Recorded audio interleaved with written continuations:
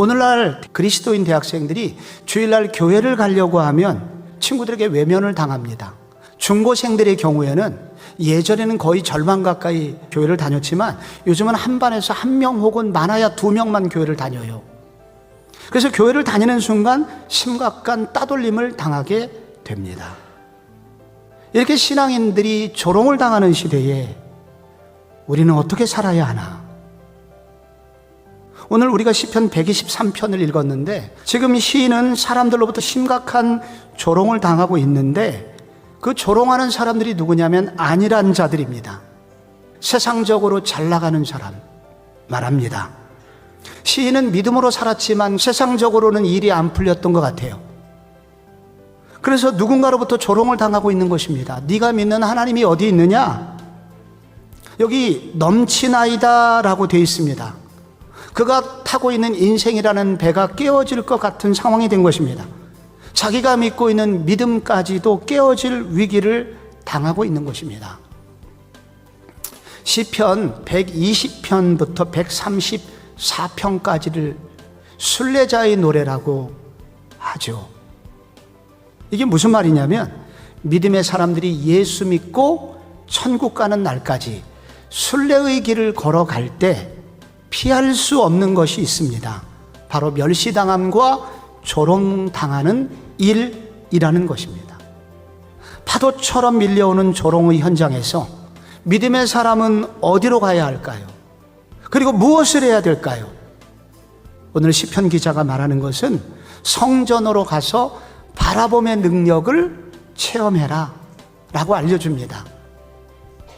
하늘에 계시는 주여, 내가 눈을 들어 주께 향하나이다.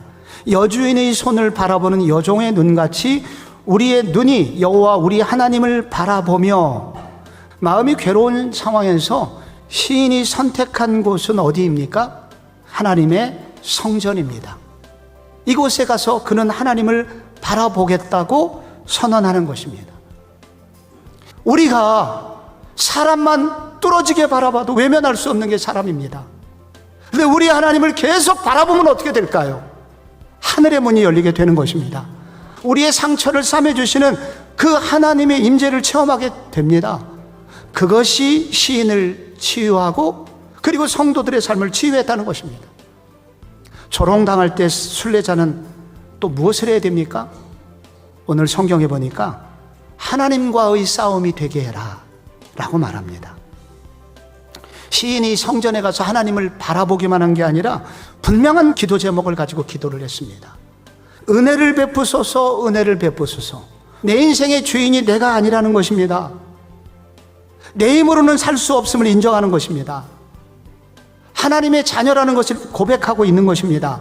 근데 바로 그 순간 무슨 일이 생기냐면 나를 향한 조롱이 하나님을 향한 조롱이 되는 것입니다. 그 순간 싸움의 대상이 바뀌어서 나와 그의 싸움이 아니라 하나님과 그 사람 사이의 싸움으로 바뀌게 됩니다. 여러분, 오늘 조롱과 멸시를 당할 때 우리는 마지막으로 시인은 이렇게 합니다.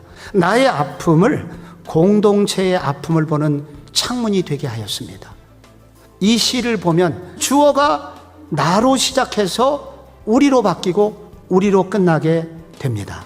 이 시인의 기도의 관심이 자기로부터 시작하여 교회로 옮겨지고 있다는 겁니다. 나라를 향한 기도로 옮겨지고 있다는 것입니다.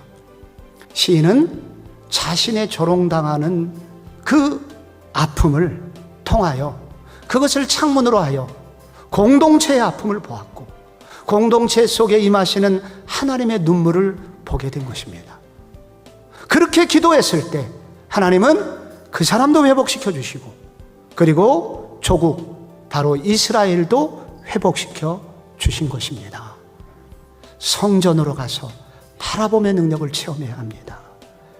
우리를 향하여 대신 싸워주시는 하나님을 더욱 의지하고 그분의 도우심, 은혜를 구해야 됩니다. 그리고 나만의 문제가 아니라 이 조국교회를 살려달라는 절박한 외침으로 이어져야 합니다. 그때 우리 주님이 우리를 도와주실 것입니다.